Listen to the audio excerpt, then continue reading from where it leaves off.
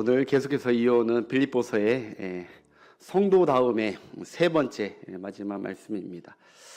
세 번째 말씀인데 성도 다음은 너무너무 중요하다고 했습니다.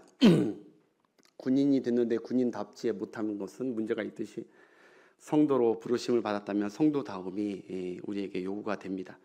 학생이 학생답고 늘 얘기하듯이 목사가 목사답고 의사가 의사답고 부모가 부모다워야 그 다움이 있어야 그래야 그 삶이 힘이 있고 영향력이 있고 그리고 행복하듯이 성도가 나는 성도 그런 거 상관없어 이렇게 사는 것이 아니라 성도가 됐으니 성도 다움으로 살 때 성도가 진짜 힘이 있고 의미가 있고 그 주변에 영향력이 있고 할렐루야 행복한 거죠. 의사가 의사답지 못하면 행복하겠습니까? 의사 자신이? 성도도 마찬가지입니다. 성경에서 계속 얘기하는 것은 성도가 되었는데 성도다움이 필요하다. 성도다움의 첫 번째가 뭐였죠? 여러분 기억하시나 모르겠네. 성도다움의 첫 번째가 위대한 땡땡이었어. 그렇죠. 우리 윤희수 권사님이 맞춰주셨습니다. 성도의 첫 번째는 위대한 연합이다. 하나님이 그것을 이루셨고 성령 안에서 그리스도 안에서 연합을 이루셨다. 두 번째가 지난 시간에 위대한 하강입니다. 예수 그리스도를 모델로 삼아서 우리가 다 같은 마음, 이 마음이 있어야 되는데 연합한다고 중요한 게 아니라 이 마음이 있어야 된다. 예수님처럼 비워진 마음, 낮아진 마음, 겸손한 마음, 순종하는, 복종하는 마음, 그 마음이 필요하다라는 것이죠. 누군가 높아지려고, 돋보이려고, 다스리려고 그러면서 우리가 모인다면 우리 모임은 반드시 깨지게 되어 있습니다. 그것이 가정이든 교회든 높아지려는 사람이 있으면 서로가 낮아지고 하나님의 은혜와 예수님만을 높일 때 그곳이 참 생명이고 참 공동체가 되는 것이겠죠. 여러분이 낮아집시다. 성도의 목적은 신앙생활의 목적은 작년보다 올해가 더 낮아져야 되고 올해보다 내년이 더 낮아져야 됩니다. 내 이름이 더 안 보여야 되고 주님의 이름이 나를 통해서 더 높아 존귀하게 돼야 되고 그게 내가 실패하는 삶 같지만 전혀 그렇지 않아. 하나님이 나중에 지난 시간에 못했지만 반전을 일으켜서 그를 높이 예수님을 높이듯이 우리 모든 교회나 공동체가 사람들이 다 그렇게 하나님이 높여주길 원하기 위해서 먼저 낮아지라는 거예요. 많이 낮아질수록 많이 높여주실 테니까. 네. 그러니까 중요한 건 이 두 번째 예수님의 마음인 이 낮아짐, 이 하강이 이 세 번째 중에 가장 센터입니다. 중앙이에요, 중앙. 그러니까 제일 중요한 예수님의 겸손과 낮아짐이 먼저 안 되는 가정이나 교회나 이것은 연합도 안 되고 오늘처럼 다름질도 안 되는 거예요. 이게 두 번째 있다고 두 번째 순위 아닌 거예요. 원래 가장 중요한 것은 먼저 예수님의 마음으로 다 같이 낮아지는 거예요. 그 다음에 하나로 하나님께서 묶으시고 그 다음에 다름질을 해 나가시는 하나님의 역사. 세 번째가 오늘 본문인데 따라합시다. 위대한 다름질. 준비 많이 했나? 이건 시키지도 않았는데 위대한 다름질. 예. 다림이질이 아닙니다. 다름박질입니다. 예. 앞으로 가는. 그러니까 하나님께서 예수 안에서 우리를 잊지 마십시오. 뭉치셨다. 그리고 자기가 높아지려고 할 때마다 하나님은 항상 그 뭉쳐진 무리를 낮추신다. 예수님은 십자가를 제시하신다. 우리의 목표, 십자가. 예수 그리스도의 삶, 마음 낮추신다. 그렇게 낮추시고 뭉치신 다음에 하나님이 뭐 찬장이나 아니면 박물관에 딱 숨겨놓으시는 게 아니라 귀하게 이렇게 숨겨놓은 것이 아니라 하나님 반드시 그것을 굴리신다. 그래서 세상에 그러니까 여러분 하나님이 연합하고 낮게 하는 것은 숨으라고 하는 것이 아니라 뭐 불교 절간처럼 삶 속에 이렇게 숨어두느냐 교회를 그게 아니라는 거예요. 나는 못해요. 나는 겸손해요. 난 숨을 내요. 그거 여러분 성도로서 그게 진정한 성경이 말하는 겸손이 아니라니까요.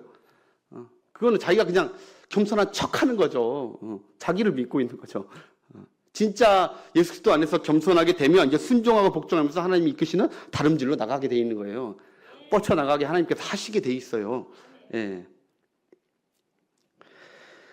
예수 안에서 성도들을 낮추시고 연합만 하셨다면 어떻게 그 귀한 복음이 예수님의 정신과 마음이 어떻게 다름질 되어서 오늘날 여기까지 우리 선교지에 다녀왔지만 어떻게 여기까지 우리에게 전파가 되었겠습니까?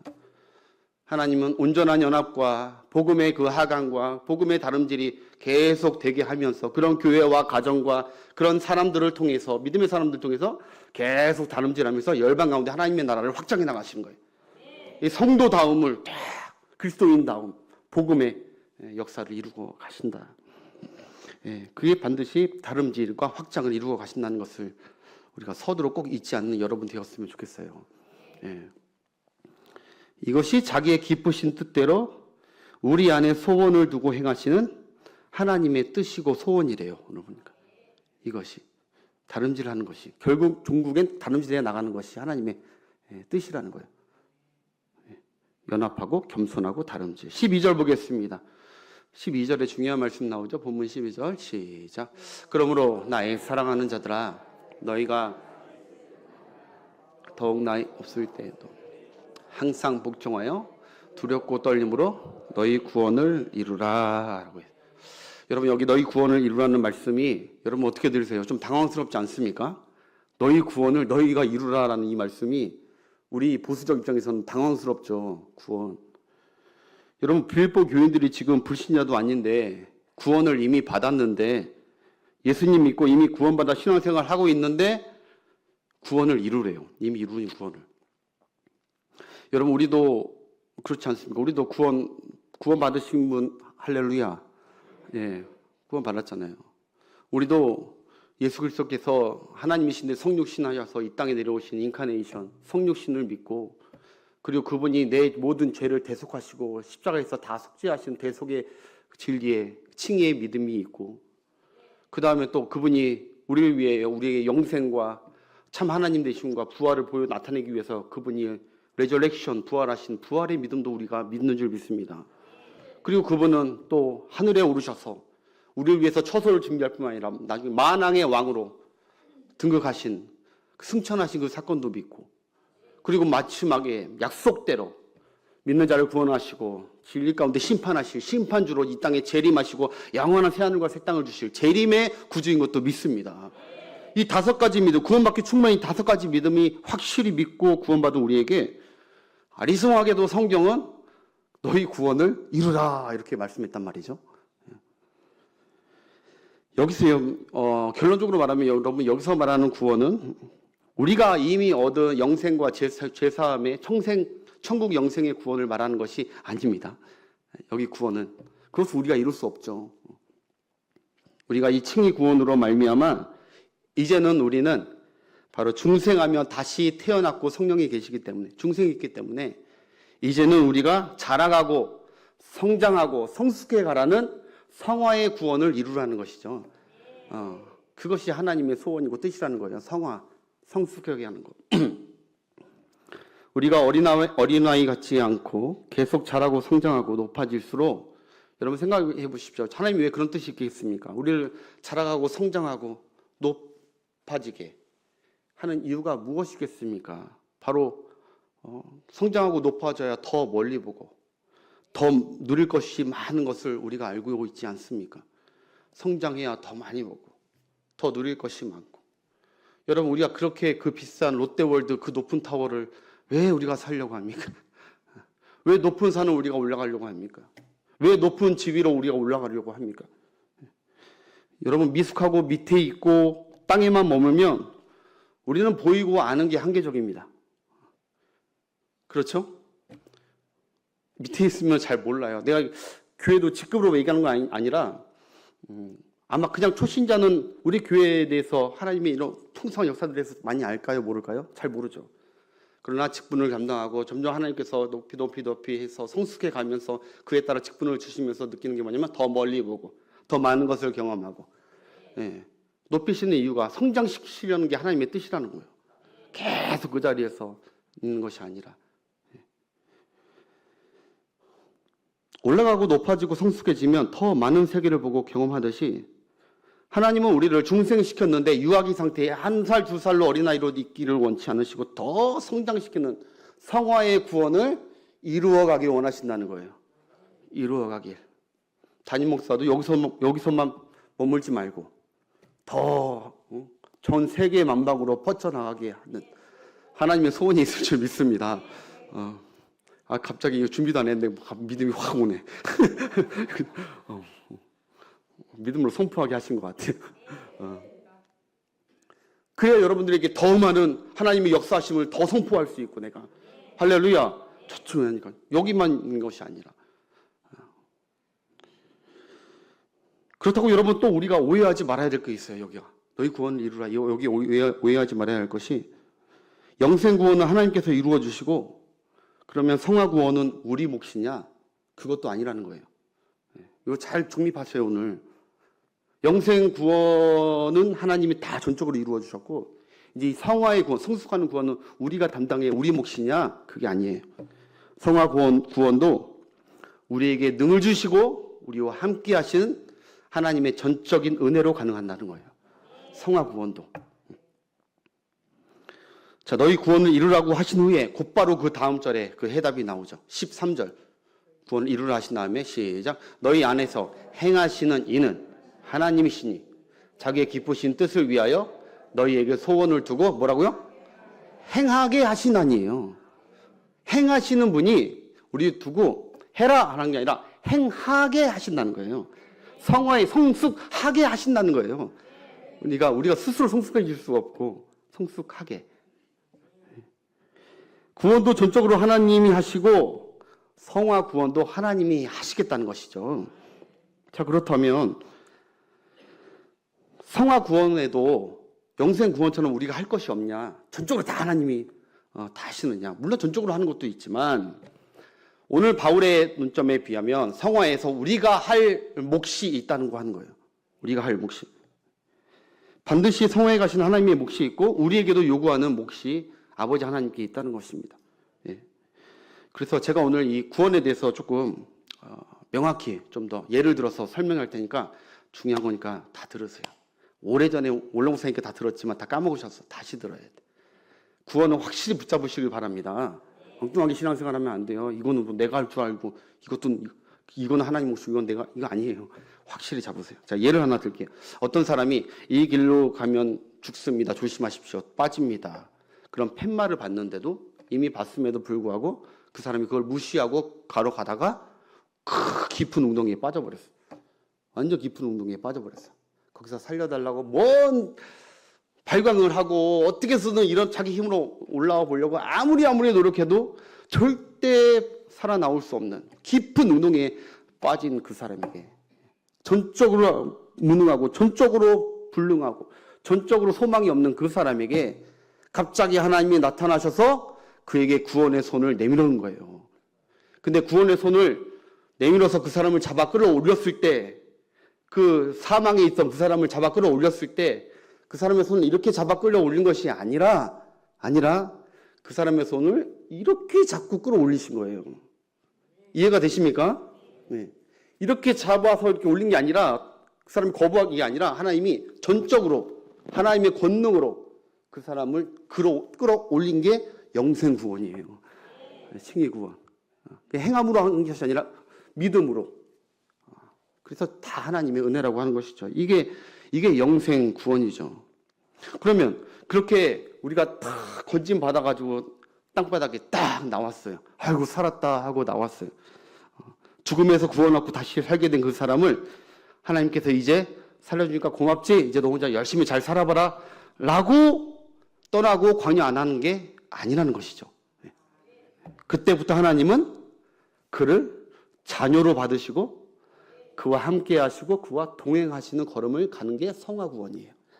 네, 떠나지 않으시는 거예요. 여러분 자녀를 떠나지 않듯이 구원했다고 감사하지 하고 하는 게 아니라, 구원했으면 이제 내 자녀로 받으시고 그를 끝까지 성화해 가시는 하나님의 인도하심이 있다는 것이죠. 그 자녀를 어디까지 가냐? 영화의 지점까지. 영광스러운, 성경이 말하면 가나안 지점까지 함께 가시는데, 여기도 궁금해. 여기도 잘 들으세요. 여기도 우리가 지금 성화의 구원 과정이거든요. 여기를 가실 때 우리를 어떻게 데려가시냐? 어떻게 하나님이 우리를 손잡고 같이 이렇게 가시냐? 아니면 하나님이 우리 어깨 동무하고 가시냐? 그렇게 가시는 것이냐? 그게 아니고 잘 들으세요. 하나님이 우리가 어떻게 가시냐? 하나님이 우리를 업고 가신다는 거예요. 업고. 그래서 전적인 하나님의 은혜라는 거예요. 이것도 성화도 업고 가세요. 업고. 안고 가세요. 따라서 영생 구원은 하나님의 몫이고 성화는 우리의 몫이 아닌 거예요. 본질적으로 다 하나님의 몫이고 하나님의 은혜인데, 영생도 성화도 영화도 다 하나님, 모든 구원은 전적인 하나님의 은혜인 줄 믿습니다. 하나님이 다 하시는 거예요. 모든 구원 과정은 구원의 시작도 하나님이시고 진행도 하나님이시고 마치는 영화도 하나님이 다 하시는 거예요. 그래서 마지막에 하나님이 다 영광 받으시는 거예요. 그래서 우리가 천국에 가면 하나님만 영광 돌리는 거예요. 다 하나님이 하셨다고 되돌아보니까. 그렇다면 단지 이 성화의 과정에서, 우리가 지금 살아가는 이 성화의 과정에서 우리의 몫이 없냐? 그렇지도 않다는 거예요. 우리의 몫이 있다는 거예요. 오늘 하나님이 우리에게 기대하시고 요구하시는 우리의 몫이 있어요. 하나님 등에 업혀가고 안겨가는 우리에게 요구하는 하나님의 소원, 하나님의 소망은 무엇이냐? 나를 업고 가시는 하나님 아버지를 전적으로 신뢰하고 믿고 가는 거예요. 그게 우리가 할 일이에요.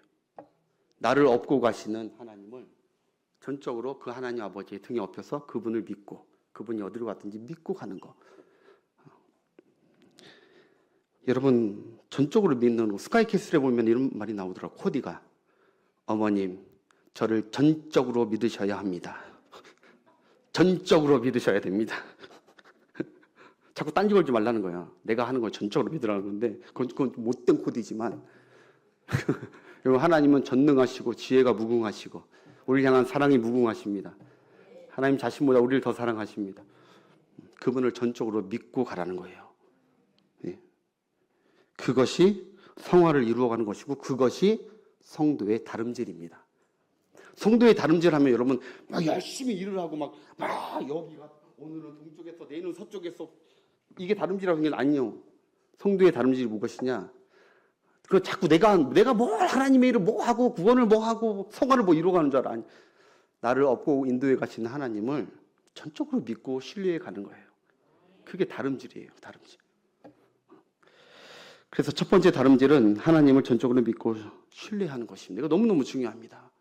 믿고 여러분이 이 다름질 되고 계시는지 모르겠어요. 하나님을 믿고 신뢰하고 있는가? 그런데 이게 여러분 쉬운 것 같지만 결코 쉬운 게 아닙니다. 하나님 나 업고 갔으니까 나는 이제 편안하게 이제 가야지 이럴 것 같지만 결코 쉽지 않습니다. 왜냐? 하나님께서 내가 가고 싶은 방향과 다른 방향으로 나를 이끌고 업고 갈 때 우리는 하나님의 등을 때리면서 왜 이곳으로 가냐고, 이거 아니라고, 나 여기 가고 싶지 않다고 그러면서 막 내려달라고 막 하나님을 밀치고 막 밀쳐내고, 그리고 막 소리 지르면서 막 꼬집으면서 막 이러면서 나 안 한다고, 다름질이 안 되는 거야. 나 뭐 안 된다고, 나를 왜 여기로 무서운 데로 데려가냐고 하는 게 우리예요. 그래서 쉽지 않다는 거예요. 여러분, 제가 너무 결코 이게 오버하는 게 아니에요. 여러분, 하나님께서 우리를 주님의 몸된 교회에 우리를 묶어서 업고 가세요. 할렐루야. 우리를 묶어서 업고 가신다는 거예요. 우리 교회가 주님의 몸이잖아요. 그런데 우리가 내 뜻과 내 감정과 내 방향과 다르게 가고 있다고 우리가 얼마나 주님의 몸된 교회를 때리고 비방하고 헐뜯고 못하겠다 하고 이런 얼마나 얼마나 많은지 모릅니다. 업고 가고 계시는, 인도에 가시는 하나님을 신뢰하지 못하고 우리가 함께 가는 방향, 하나님 이끄시는 방향을 신뢰하지 못하고 한두 사람 싣고 나는 못 가겠다. 이 방향은 틀렸다고. 왜 그렇게 결정을 하냐고. 사람이 마치 나를 결정하고 이끌어가는 것처럼 착각하면서 왜 그러냐고 하면서 안 따라가는 게, 그래서 내가 쉽지 않다는 거예요. 이 다름질이. 성경은 우리 몫이 이거라는 거예요. 14절 보십시다. 14절. 두 가지가 우리의 몫이라는 것이, 시작. 모든 일을 뭐라고요? 원망과 시비가 없이 하라. 괜히 쓴 말이 아닙니다. 괜히. 내가 맞다, 너가 틀리다 하지 말라는 거예요. 하나님을 신뢰하고 우리를 업고 인도해 가신 하나님을 신뢰하고 순종하며 함께 가라는 거죠. 그것이 성도다움의 다름질입니다. 하나님이 때론 그렇잖아요. 우리가 원치 않는 깊은 광야로 우리나 우리 가정을 인도해 갈 때가 있어요. 험한 골짜기로 인도할 때도 있고 사막의 음침한 골짜기로 우리를 업고 갈 때도 있고요. 폭풍의 바다를 지나갈 때도 있고 바람이 막 거세게 불어서 무서워 죽게 그 폭풍의 바다로 우리를 업고 갈 때도 있어요. 우리 주님은. 그럴 때 우리가 왜 이 길로 나를 데려왔냐고 등 떠밀고 막 등 때리고 나는 못 간다고 발버둥 치지 말고 비록 여러분 두렵고 이해가 안 되지만 하나님을 신뢰하면서 그 안에서 오히려 더 하나님의 등에 바짝 붙고 하나님께 가까이 가는 것이 성도의 올바른 다름질입니다. 더 그럴 때일수록 그게 하나님을 지금 신뢰하고 있는 다름질이라는 거예요. 이것이 쉬운 것 같지만 절대 쉬운 게 아니라는 것이죠. 왜냐? 바울이 이 원망과 시비가 없이 하라 이것을 어디 배경에서 따온 것 같습니까, 여러분? 감지하셨습니까? 출애굽한 이스라엘 백성, 광야를 떠돌았던 그 이스라엘 백성을 향해서 그걸 가져와서 지금 하는 거예요. 그들은 하나님이 얻고 가시는 성화와 그 다름질의 광야에서 왜 이 길이냐며 하나님 등 때리고 원망하고 모세를 막 불평하고 서로 시비하고 시시비비 아시죠? 네가 맞다 내가 맞다 내 말이 더 맞다 시시비비 따지고 자기가 뭔가 다 아는 것처럼 이 길은 아니다. 왜 돌아가냐? 여러분 그래서 한 달이면 갈 수 있는 그 영화의 거리 가나안 땅을 글쎄 이 민족이 40년 동안 돌아다니면서 거기서 다 엎드러지고 그 후손을 데리고 가시는 하나님. 하나님을 신뢰하지 못하는 그들. 그래서 여러분 나중에 40년 후에 모세가 이스라엘 백성들 그 2세대들을 다 모압 땅에 모아놓고 가나안 바로 앞에 드디어 하나님의 목적지 바로 앞에 우리를 모아놓고 모세가 하나님의 뜻을 이렇게 얘기하죠. 신명기 1장 31절에 이렇게 얘기해요. 시작. 광야에서도 너희가 당하였거니와 사람이 너희 하나님께서 너희가 걸어온 길에서 너희 발로 걸어온 게 아니라는 거예요. 하나님이 안고 오셨다는 거예요. 업고 오셨다는 것이죠. 이곳까지 이르게 하셨느니라 하나 그 다음 절 너희 손조들은 이 일에 너희가 너희 하나님 여호와를 뭐라고요? 믿지 아니하였다.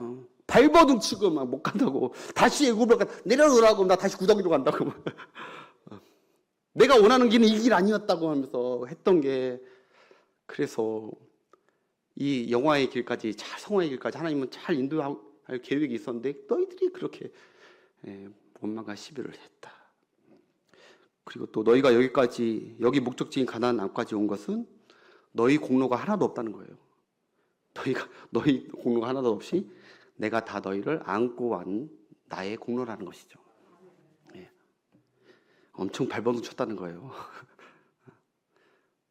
사랑하는 여러분, 여러분이 걸어가고 살아가는 그 길에 우리도 때로는 이해 안 되고 두렵고 또 어려운 일이 닥치고 내 가정에 내 자녀에 왜 이런 일이 주님을 믿고 따라가고 있는데 왜 이런 어려움이 오나 그럴 때마다 포기하거나 나 혼자 감당하려고 하거나 그러지 마시고 하나님을 원망하지도 마시고 할렐루야 다윗처럼 우리도 바울처럼 믿음의 사람들처럼 하나님을 끝까지 신뢰하여 그 인도함 따라 영화에까지 순종하게 가시는 우리 모두가 되기를 축복합니다. 그게 하나님의 소망이에요. 원래 하나님의 소망. 13절 그래서 우리 안에 행하시는 하나님은 자기의 기쁘신 뜻대로 우리를 이끄신다라고 하잖아요. 기쁘신 뜻으로 기쁘게 짜증내면서 우리를 이끄는 게 아니라니까요. 기쁘시게. 우리는 아직 잘 모르지만 여기 좀 참고 지나면은 영화의 지점이 있는데 그거를 막 하나님 너무해요 내게 막 이런 막 그러면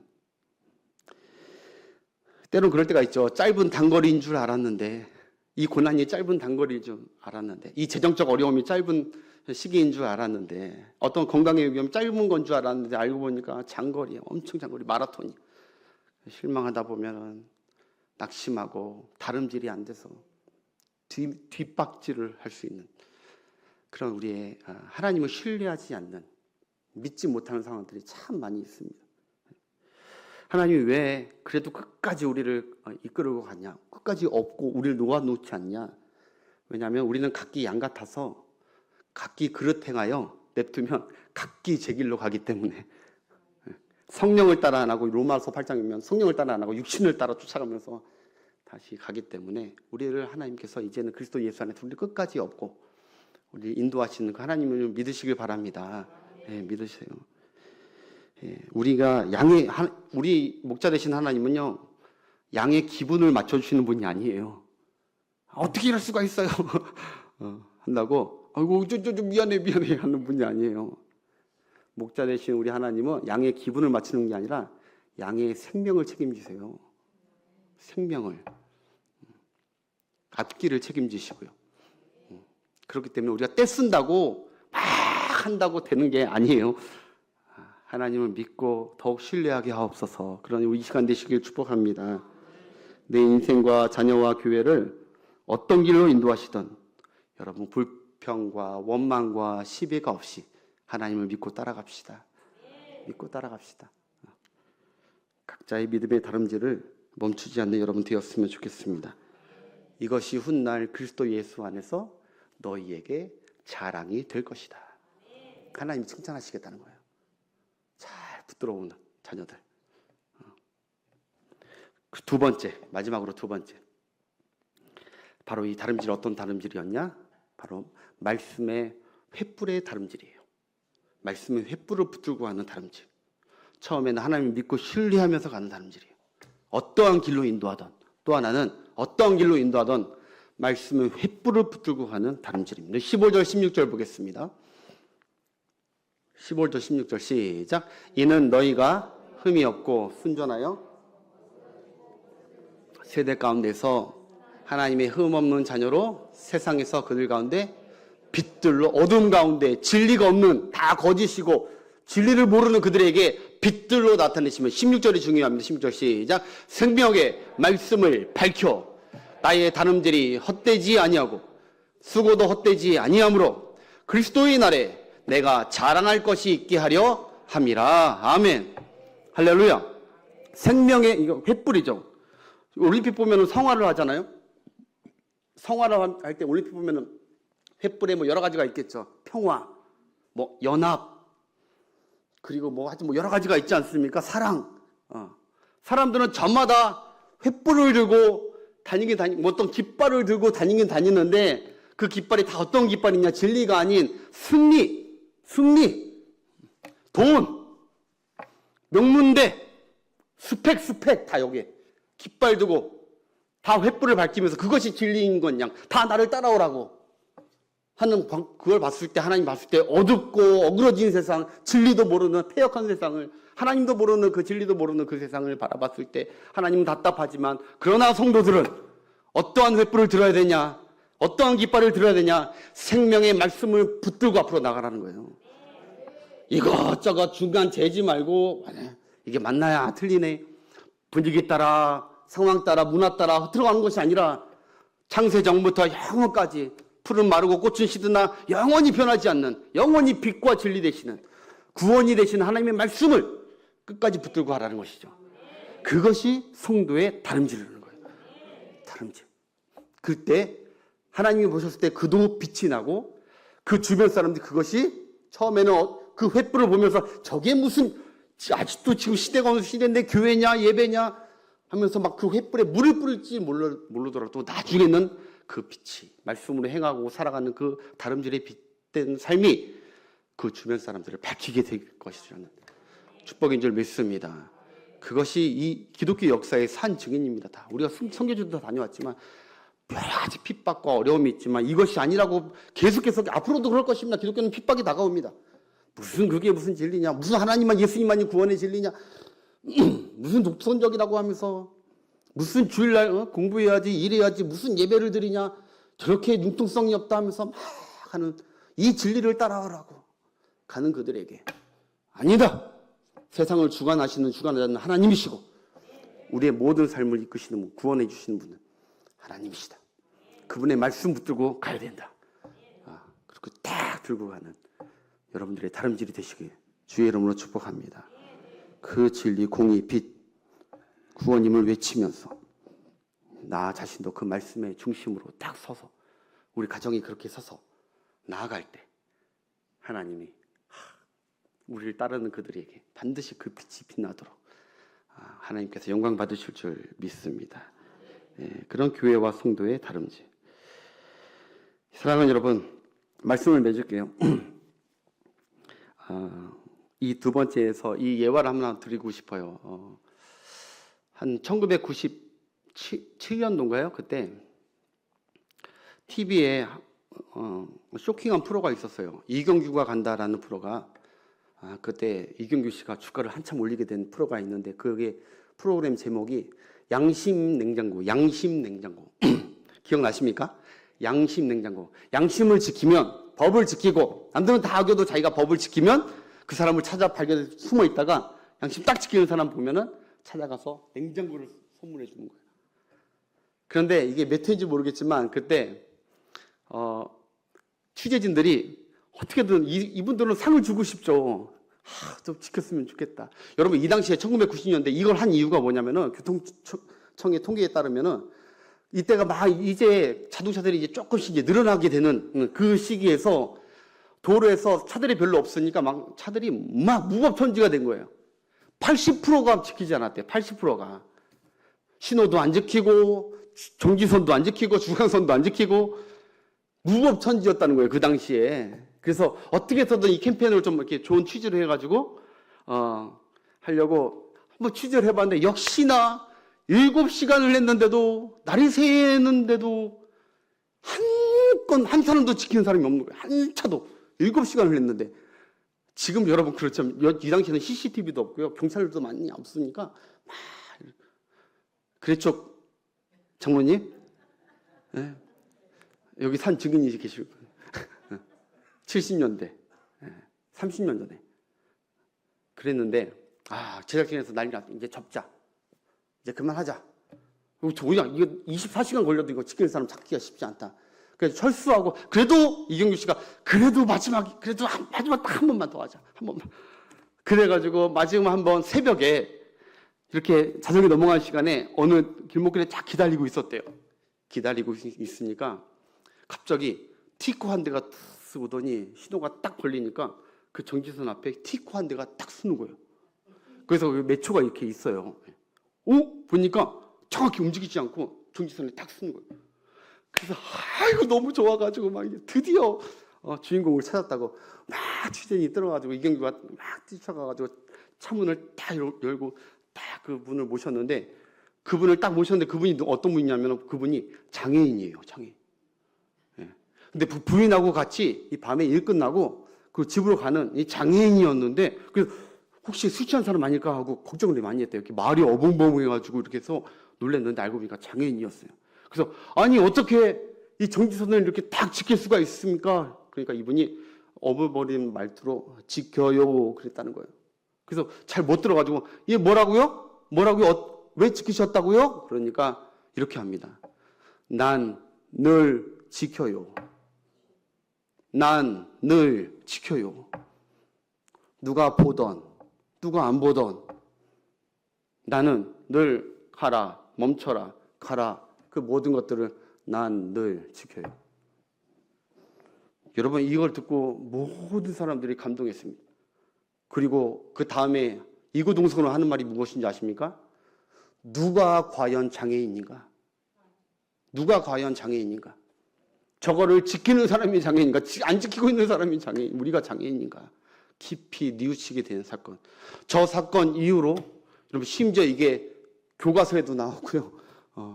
아이돌 교과서에도 실릴 정도로 나왔고 그리고 이 사건 이후로 불과 1년 뒤에 조사해 보니까 교통법규를 지키는 게 80% 이상 됐대요. 반전이 일어난 거. 저 사건 하나로. 나는 누가 보던 안 보던 나는 이 법을 지켜요. 사랑하는 여러분, 말씀 맺을게요. 하나님이 우리에게 보이지 않는 것 같지만 다른 사람들은 다 이것저것 하면서 요령을 부리면서 뭐 하면서 다 신앙생활도 대충대충 하는 거 다 하는 것 같지만 거기에 연연하지 않고 말씀의 기준 잡고 하나님이 나를 보고 계시고 나를 안고 계시고 나는 하나님을 신뢰하기 때문에 하나님의 말씀은 진리고 반드시 빛이 나고 그리고 내 삶을 빛되게 하실 것을 믿기 때문에 누구와 상관없이 나는 이 길을 간다는 거예요. 나는 늘 지켜요. 아버지의 말씀을 사랑함으로 지켜요. 그렇게 걸어가는 자를 하나님께서 빛되게 보시는 거예요. 그 가정을 빛되게 보시는 거예요. 그래서 누구든지 그 가정을 따라와서 구원에 이르는 하나님의 영화의 그 순간까지 많은 사람들을 함께 가게 하는 도구로 사용될 줄 믿습니다. 우리 이 말씀만 보고 마치고 고린도전서 9장 24절 26절 시작. 운동장에서 다름질하는 자들이 상을 받는 사람은 한 사람인 줄을 너희가 알지 못하느냐? 너희도 상을 받도록 이와 같이 다름질하라. 26절. 그러므로 나는 다름질하기를 향방하는 것 같이 하고 싸우기를 허공치는 것 같이 아니하며 말씀을 기준으로 잡고 달려가겠다는 거예요.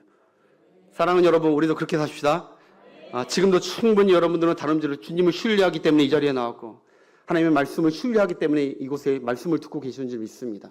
이게 너무너무 귀하고 이게 너무너무 우리에게 빛된 삶으로 인도해 가시는 하나님의 소원이고 하나님의 기쁨인 줄 믿고 어떠한 형편에 우리를 어떠한 어려움에 이해할 수 없는 것에 데려간다 하더라도 하나님을 신뢰하면서 하나님 못하겠어 울며 짜면서 막 하나님 서운하다고 하는 것이 아니라 그래도 나는 하나님을 믿고 그래도 나는 하나님의 말씀을 지켜요 라고 하나님 앞에 보시기에 아름다워 여러분 되시길 그리고 제가 되길 원합니다. 우리 시건분들 앞으로 나오셔서 이 찬양이 떠올랐습니다. 주님 말씀하시면 내가 나아가리다. 주님 뜻이 아니면 내가 멈춰서리라. 내 옆에 사람들, 내 주변 사람들, 내 체면과 뭐에 상관없이 그걸 눈치 보면서 정지선을 지키고 안 지키고 그런 내 삶이 아니라 요셉처럼 주님의 말씀 붙들고 빛된 삶을 위하여 주님을 기쁘시게 하는 삶을 위하여 나아가겠습니다. 주님 나를 도와주옵소서. 내가 주님 신뢰하고 주의 말씀 신뢰하게 하옵소서. 우리 그런 마음으로 우리 함께 찬양하고 기도하겠습니다.